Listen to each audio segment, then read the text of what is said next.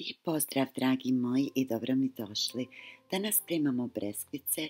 Svi znate o kom kolaču se radi, a ja ću pokušati da vam ga najjednostavnije objasnim. Treba će nam malo više od pola vrećice praška za pecivo i 1 kašika mlijeka. Izmiješajte u većoj zdjelici i ostavite da nabubri. Stavit ćemo 2 komada velikih jaja, 130 g šećera u prahu, 130 g ulja. Ovo ćemo sad sjediniti. Najlakše je da to uradite blenderom, ako ne možete i običnim mikserom. Stavite i skroz fino narendanu koricu pola limuna i ovo sjedinite.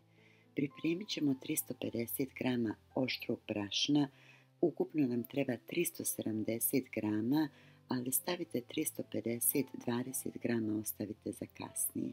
Dodajte nabubreni prašak za pecivo, izmiješajte i ovo ćemo sad istresti na radnu površinu koju smo posuli sa onih preostalih 20 g brašna. Najlakše je da tijesto ovako malo premijesite sa špatulom, pošto je jako mekano i teško ga je mijesiti rukom, a da se ne lijepi. Kad ste pokupili i tih ostatak brašna, stavite na tanjir, ide u frižider najmanje 3 sata da se dobro ohladi, pa ćemo dalje da radimo sa njim. Nakon što se tijesto ohladilo, možemo da radimo s njim. Evo ovako, kad prerežete tijesto, pogledajte, ovdje se vide komadići vazduha.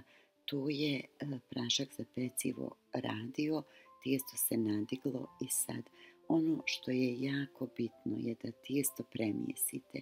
Ako ga ne budete premijesili, breskvice će prilikom pečenja da popucaju. Iako je ovo malo ljepljivo, ne morate dodavati brašno. Razvaljajte valjčić i sjecite na željene veličinu. Pospite sa vrlo malo brašna pa oblikujte kuglice. Ja uvijek napravim 3 veličine breskvica, male, srednje i malo veće, i tako ih poslije i rasporedim u posudice, čisto da svako uzme onako oni koji voli. Razdvojite ih po veličini, pecite na 160 stepeni nekih 7 minuta. Ja volim da su mi breskvice ovako svijetle, one su pečene kad su čvrste na dodir, malo odozdo budu rumenije. Sad ću da vam pokažem, ovo je breskvica koju nisam premijesila. Vidite kako je pukla. Ja u svakom slučaju napravim 10 breskvica, više ih ispečem i koristim poslije za fil, tako da sam ovu priliku iskoristila da vam pokažem kako će da popucaju ako ne premijesite. Ja ih neću bušiti nožem, uvijek se koristim ovom alatkom za ukrašavanje. Znači nastavak za ukrašavanje, ovaj manji, ne veliki, vrlo jednostavno se sa njim izdube breskvice, ne pucaju, a to tijesto vam ostane unutra pa je zgodno istresete samo u posudicu. Izdubite ih po dubini i širini onako kako vi želite, ali nemojte baš previše da idete u dubinu, jer poslije kad se skvase, ako su previše tanke, mogu da popucaju. Ovako i ove male se fino izdube. Ove su baš male, to je specijalno za one prijatelje koji su uvijek na dijeti i ne žele da jedu slatko, nego samo da probaju. Eto, tako da imate i te male. Ovdje imam 150 g džema od marelice, 50 g od šipka i dodat ću mrvice. Mrvice ove vi možete da sameljete ako želite da imate finu kremu. Ja volim ovako da budu malo komadići. Sad ću unutra, znači one 10 breskvica sam prepekla. Sad ću da ih izmrvim i one mi daju takvu finu aromu. Inače, ne volim da stavljam u breskvice orahe, njih koristim za oraščiće, a ovdje volim da mi se osjeti taj voćni okus breskvica. Izmrvit ću i napraviti ne baš tako pregust fil, zato što će on poslije još da se stisne. Ovo je otprilike ta gustina koja nam je potrebna. Sad nađite polovice koje odgovaraju jedna drugoj i napunite ih. Najlakše ovako sa nekom malom kašikom. Nemojte ići baš skroz do kraja da nam se ove breskvice sa strane ne zaprljaju.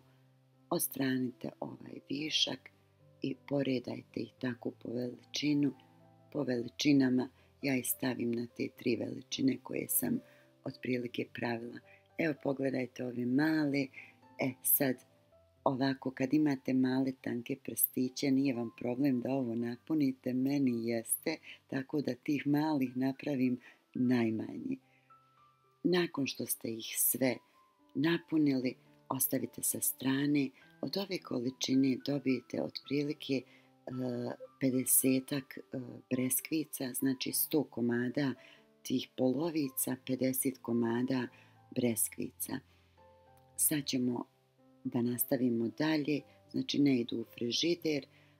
Stavite vode, ovdje otprilike ima 100 ml, par kapljica arome maline. Ovdje imam 150 g šećera sitnog i jedna velika kašika šećera u prahu. Malo sam pretjerala sa šećerom, neće vam biti potrebno toliko. Sad isprobajte, stavite toliko boje koliko vi volite. Ja sam isprobala ovu prvu veću, ova mi je boja malo svijetla, tako da ću dodati još, jer volim da mi breskvice imaju onako malo intenzivniju crvenu boju. Kad postignete tu boju koja vama odgovara, sve ove breskvice umočite. Sad možete ih umočiti cijeli ili ovako da ostavite jedan mali kružić da ostanu onako žute.